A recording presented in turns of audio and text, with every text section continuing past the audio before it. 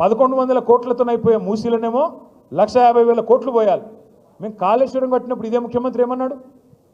కాళేశ్వరంతోన ఒక పంటకి 45 లక్షల ఎకరాలకు నీళ్ళు ఇవ్వచ్చు, 2 పంటలు చూసుకుంటే 90 లక్షల ఎకరాలకు నీళ్ళు ఇవ్వచ్చు. మరి నేను అడుగుతున్నా ముఖ్యమంత్రి గారిని, మూసీతోని మురిసే రైతులు ఎంతమంది? మూసీతోని సాగులోకి వచ్చే ఎకరాలు ఎన్ని లక్షల ఎకరాలకు నీళ్ళు వస్తాయి చెప్తావా? మూసీతోని వచ్చే పరిశ్రమలెన్ని? మూసీతోని వచ్చే ఐటీ కంపెనీలన్నీ? మూసీతో నువ్వు చేసే రియల్ ఎస్టేట్ వెనకాల ఎవరి లాభం ఉన్నది? ఈ ఢిల్లీకి మోసే మూటల వెనక ఎవరి ప్రయోజనాలు ఉన్నాయి చెప్పాలని చెప్పి నేను కోరుతా ఉన్నా. వాళ్ళ సంతోషం, బీజేపీ పార్టీ నాయకులు కూడా గొంతిప్పుతా ఉన్నారు, వాళ్ళు కూడా మాట్లాడుతున్నారు, మూసీ పక్కనే పండుకుంటామంటున్నారు. వాళ్ళకు కూడా నేను విజ్ఞప్తి చేస్తా ఉన్నా, మాట్లాడండి, గట్టిగా అడగండి. 1,50,000 కోట్లు ఎవరు అబ్బసొత్తు అని చెప్పి ఖర్చు పెడుతున్నాడు ముఖ్యమంత్రి, అడగమని చెప్పి నిలదీయమని చెప్పి వారిని కూడా అడుగుతా ఉన్నా. కానీ అడగడంతోనే ఆగిపోకండి. ముఖ్యమంత్రి గారు దోపిడీ చేస్తున్నాడని ప్రధానమంత్రి మాట్లాడతాడు. ముఖ్యమంత్రి గారు దోపిడీ చేస్తున్నాడని ప్రధానమంత్రి గారు మాట్లాడుతున్నారు. నిన్న మొన్న నేను మహారాష్ట్రలో చూసిన ప్రధానమంత్రి చెప్తున్నాడు, అక్కడ తెలంగాణ आज कांग्रेस की शाही परिवार के लिए एटीएम बन गया, తెలంగాణ ఏటీఎం అయిపోయింది కాంగ్రెస్ పార్టీకి అని ప్రధానమంత్రి నరేంద్ర మోడీ గారు మాట్లాడుతున్నారు. ప్రధానమంత్రి గారిని అడుగుతా ఉన్నా, తెలంగాణ ఏటీఎం అయిపోతే మరి మీరేం చేస్తున్నారు స్వామి? మీరెందుకు కాంగ్రెస్ దోపిడీని ప్రశ్నిస్తలేరు?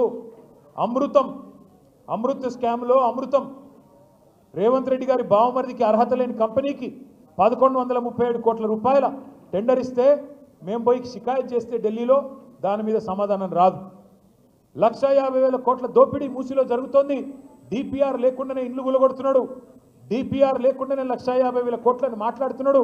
ఇది దోపిడీ కాదా, డే లైట్ రాబరీ కాదా అని మేము అడిగితే సమాధానం రాదు. అదే మాదిరిగా ఆర్ఆర్ ట్యాక్స్, ఇది కూడా నేను అంట్లా, ప్రధానమంత్రి గారే అన్నారు మొదలు. RRR అని ఆ మధ్యన సినిమా వచ్చింది, నాటు పాటున్నది అలా యాదుకుందా? అట్లాగే ఈయన కూడా నాటు కొట్టుడు కొడుతున్నాడు. ఆ RRR కలెక్షన్ కంటే ఈయన ఆర్ఆర్ కలెక్షన్ ఎక్కువైపోయింది అని ప్రధానమంత్రి గారు స్వయంగా చెప్పినారు.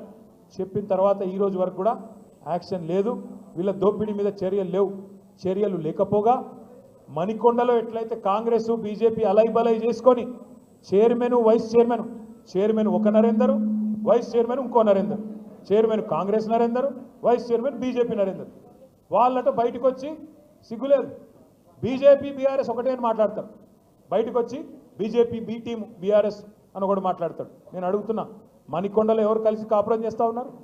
మక్తల్లో ఎవడు కలిసి కాపురం చేస్తున్నాడు? భువనగిరిలో ఎవడు కలిసి కాపురం చేస్తున్నాడు? మున్సిపాలిటీలో ఒకడు చైర్మన్, ఇంకోడు వైస్ చైర్మన్. ఒక్కడు చూపెడతావా? మొత్తం తెలంగాణలో బీజేపీ టీఆర్ఎస్ కలిసి అధికారం పంచుకున్నది ఒక్కటన్నా చూపెడతావా? ఎక్కడా లేదు. కానీ ఇవాళ ఇష్టం వచ్చినట్టు మాట్లాడుతూ ఉంటారు. నేను మీద అందరితో ప్రార్థన ఒకటే, ఇవాళ బీజేపీ అనే పార్టీ కాంగ్రెస్కు రక్షణ కవచంలాగా మారింది. ఇవాళ కేంద్ర సహాయ మంత్రులు ఒక ఆయన బండి సంజయ్ కుమార్ గారు, ఆయన కేంద్ర సహాయ మంత్రి కాదు, రేవంత్ రెడ్డి సహాయ మంత్రి. రేవంత్ రెడ్డికి ఎప్పుడు కష్టం వచ్చినా ముందు ఆయన మీద రెప్ప వాలకుండా, కష్టం వచ్చినా వెంటనే రక్షణ కవచంలాగా సహాయ మంత్రి కాపాడుకుంటా ఉన్నాడు. మేము రేవంత్ రెడ్డిని తిరిగితే, రేవంత్ రెడ్డి మీద విమర్శ చేస్తే బీజేపీ వాళ్ళకు రోషం వస్తున్నది. రఘునందన్ రావు, విశ్వేశ్వర్ రెడ్డి మీ ఎంపీ పుణ్యాత్ముడు, తర్వాత ఈయన ఇంకొక ఆయన పేరేది ఉండే కాదు అరవింద్, ఈ నలుగురు ఇవాళ రేవంత్ రెడ్డికి రక్షణ కవచం. నలుగురు బీజేపీ ఎంపీలు. మీరు ఆలోచించండి, వాళ్ళు రేవంత్ రెడ్డి పార్టీలు ఉన్నారా లేక బీజేపీలో ఉన్నారా? అప్పుడప్పుడు సరే మనకు కూడా కన్ఫ్యూజన్ ఉందనుకోండి, రేవంత్ రెడ్డి గారు కాంగ్రెస్లో ఉన్నాడా బీజేపీలో ఉన్నాడా అని మనకు కూడా కన్ఫ్యూజన్ ఉంది. ఎందుకంటే మీరు చూడండి జాగ్రత్తగా, పైన రాహుల్ గాంధీ పాపం ఆయన అమాయకుడు, ఆయనకేం తెలియదు, ఏం రాసిస్తే చదువుతాడు ఆయన పాపం, ఆయన లీడర్ కాదు రీడర్. ఎక్కడ పోయి ఏ పేపర్ మీద ఏది రాస్తే తెల్ల పేపర్ పట్టుకుని బడబడ చదివేసి వెళ్ళిపోతాడు. ఆయన పోతాడు. నిన్న మాట్లాడుతున్నాడు మహారాష్ట్రలో రాహుల్ గాంధీ, ఏమంటున్నాడు? బొంబాయిలో అదానికి మొత్తం 1,00,000 కోట్ల విలువ చేసే ధారావి సొమ్ములు, ధారావి భూమి దారాదత్తం చేస్తున్నది బీజేపీ అని అక్కడ అదానిని వ్యతిరేకిస్తూ రాహుల్ గాంధీ మాట్లాడతాడు. మరి ఇక్కడేం జరుగుతున్నది? అదే అదాని మంచోడు, చాలా మంచివాడు, ఆయన మించిన ఉత్తముడు లేడు, అద్భుతమైన మనిషి అని చెప్పి రేవంత్ రెడ్డి గారు రోజు ఆయనతో రాసుకొని పుసుకొని తిరుగుతూ ఉన్నారు. నేను ఊరికేనే అనడం లేదు, ఏదో కావాలని విమర్శలు చేయడం కాదు. ఇవాళ బీజేపీ రక్షణ కవచంలాగా మారింది కాంగ్రెస్కు. ఇద్దరు కలిసి మన మీద పగబట్టిండ్రు అనే మాట నేను ఉత్తగానే అంటలేను. పొంగులేటి శ్రీనివాసరెడ్డి గారని ఒక మంత్రి ఉన్నాడు, బాంబుల శాఖ మంత్రి.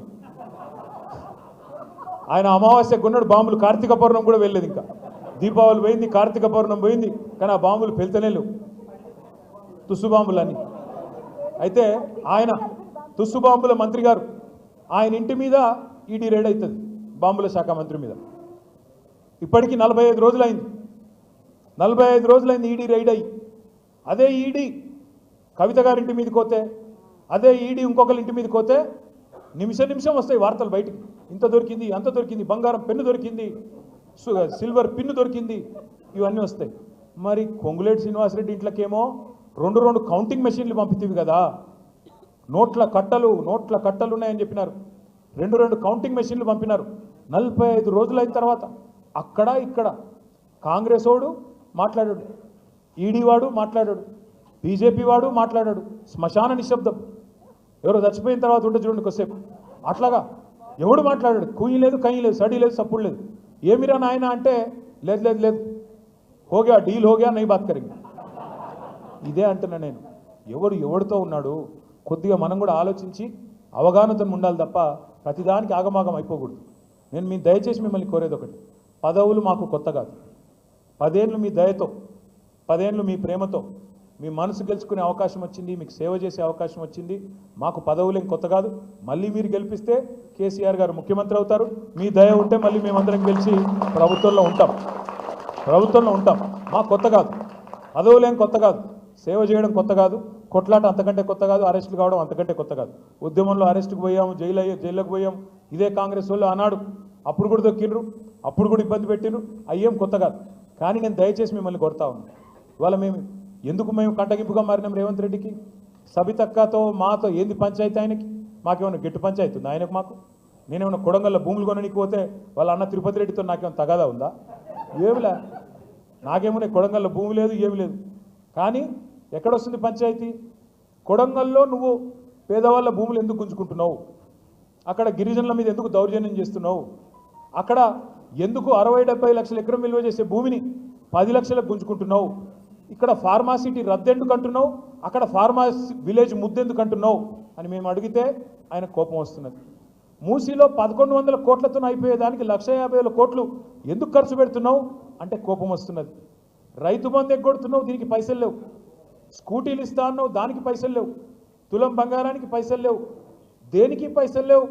అక్కడ మాత్రం మూసీలో 150,000 కోట్లు ఎవరి కోసం పోస్తున్నావు అంటే కోపం వస్తున్నది. అర్హత లేని బావమరిది కంపెనీకి 1100 కోట్ల రూపాయలు ఎట్లిచ్చినావు, ఎవడబ్బసొమ్మని ఇచ్చినావు అంటే కోపం వస్తున్నది. పొంగులేటి శ్రీనివాసరెడ్డి గారు బాంబుల శాఖ మంత్రి, ఆయన ఇంటి మీద ఈడీ రైడ్ అయింది, ఎందుకు ఏం దొరికిందో చెప్తలేరు అంటే కోపం వస్తున్నది. ఆ కోపమంతా మమ్మల్ని ఏదో కేసులు పెట్టి గొంతు నొక్కి లోపల వారేస్తే మాట్లాడేటోడు ఉండడు అని అనుకుంటా ఉన్నారు.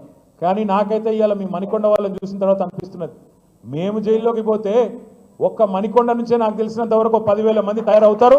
తప్పకుండా రేవంత్ రెడ్డి భరతం పడతారు. కూర్చున్న కాడ నిలదీసే శక్తులు, నిలదీసే కేసీఆర్లు, నిలదీసే మా సబితక్కలు ఎంతోమంది ఉన్నారు. మాకు ఆ భయం లేదు. మేము మిమ్మల్ని కోరేది ఒకటి, ఇంకా పోరాటం అయిపోలేదు, ఇప్పుడే ప్రారంభమైంది. 4 ఏళ్ళు ఉన్నది ఈ దౌర్జన్యం, ఈ రౌడీ రాజ్యం. వీళ్ళని తట్టుకోవాలా, నిలబడాలా, ప్రజలను అప్రమత్తం చేస్తూనే ఉండాలా. అడగాల మీ ఎమ్మెల్యే గారిని అడగాల, మణికొండకు వస్తే ఎందుకోసం పోయినవయ్యా అని అడగాల, ఏం తెచ్చినావు అని అడగాల, ఏమిటి కోసం పోయినావు, బీఆర్ఎస్ పార్టీ చేసిన దానికంటే ఈయన ఏం ఎక్కువ చేస్తాడు, దేనికోసం పోయినావు అని అడగాల. వ్యక్తిగత స్వార్థం కోసం పోయినావా, ఏమన్నా భూముల పంచాయతీలు సాల్వ్ చేసుకోవడానికి పోయినావా, ఆ రియల్ ఎస్టేట్ సామ్రాజ్యంలో నీకు కూడా వాళ్ళు ఇసిరే ఎంగిలి మెతుకుల కోసం పోయినావా, దేనికి కోసం పోయినావా అనే మాట స్పష్టంగా అడగాలి. ఒకవేళ అభివృద్ధి కోసం పోయినా అంటే శేర్లింగంపల్లి ఎమ్మెల్యే అదే చెప్తా ఉన్నాడు, అభివృద్ధి కోసం పోయినా అంటున్నాడు. మాకు కొన్ని విచిత్రం అనిపిస్తాయి. ఇదే శేర్లింగంపల్లి ఎమ్మెల్యే గారు ఎన్నికలకు ముందు ఒక పాంప్లెట్ వేసినాడు, 9,500 కోట్ల రూపాయలతో అభివృద్ధి టీఆర్ఎస్ హయాంలో జరిగింది అన్నాడు. నేను ఎమ్మెల్యే గారిని అడుగుతా ఉన్నా, మీ ప్రకాష్ గౌడ్ను కూడా అడుగుతున్నా, 9,500 కోట్ల రూపాయలతో శేర్లింగంపల్లి అభివృద్ధి కేసీఆర్ చేస్తే మరి రేవంత్ రెడ్డి నాయకత్వంలో పోయినావు కదా, నువ్వు గెలిచి ఇక్కడ గెలిచి అక్కడ పోయినావు కదా, మరి అంతకంటే ఒక కనీసం 1000 కోట్లు ఎక్కువ తేవాలి కదా నువ్వు. 9,500 కేసీఆర్ ఇస్తే 10,500 కోట్లన్నా రేవంత్ రెడ్డి ఇస్తేనే కదా నువ్వు అభివృద్ధి కోసం పోయినట్టు. రాజేంద్ర నగర్ ఎమ్మెల్యే కూడా అదే దానికి లోపడి ఉండాలి కదా. ఏవి కాదట, ఇంకా విచిత్రం, ఆ ఖార్గే గారు ఉన్నారు, కాంగ్రెస్ పార్టీ అధ్యక్షుడు. ఆయన నిన్న మొన్న మహారాష్ట్రలో గొప్ప ఉపన్యాసం ఇచ్చినాడు మహానుభావుడు. బీజేపీ పార్టీ మేకలు కొన్నట్టు కొంటున్నది ఎమ్మెల్యేలను అని చెప్పి మహారాష్ట్రలో తిడుతున్నాడు బీజేపీని. నేను ఇన్వైట్ చేసిన ఖార్గే గారిని, అయ్యా ఖార్గే గారు ఒకసారి తెలంగాణకు రండి, ఇక్కడ కూడా మేకల మండీలో కాంగ్రెస్ బాగా కొంటున్నది, మా మేకలు కూడా కొన్ని తప్పిపోయి కాంగ్రెస్ శిబిరంలో తిరుగుతున్నాయి, ఆ మేకలను పట్టుకొచ్చుకుందాం, నువ్వు రా స్వామి అన్న. ఇలా నేను అడుగుతున్న ప్రకాష్ గౌడ్ని, గాంధీని, యాదయ్య గారిని, ఇంకా మిగతా 10 మంది ఎమ్మెల్యేలు ఎవరైతే పోయినారో దమ్ముందా మీడియా ముందుకు వచ్చి నాలాగా నిలబడి ఏ పార్టీలో ఉన్నావో చెప్పే దమ్ముందా అని అడుగుతున్నాను నేను ఈరోజు. కనీసం నువ్వు కాంగ్రెస్ వాడివా, బీఆర్ఎస్ వాడివా, ఏ పార్టీ వాడివో చెప్పే పరిస్థితి ఉందా? సిగ్గుందా? ఎందుకు ఇంత భయం? పదవులను గబ్బిలాలు కదా చూరు పట్టుకొని వెళ్ళాడినట్టు పదవులు పట్టుకొని వాటి కోసం ఈ పార్టీలో ఉన్న ఆ పార్టీ అని చెప్తావా? ఈరోజు ఏ పార్టీ తెలియదు అయిన దానికి. కాంగ్రెస్లో ఉన్నాడా, బీఆర్ఎస్లో ఉన్నాడా, త్రిశంకు స్వర్గంలో ఉన్నాడా? దీన్ని ఏమనాలి మనం? నేను గట్టిగా మాట్లాడితే మళ్ళీ తిట్టిండంటారు కాబట్టి నేను తిట్టను కానీ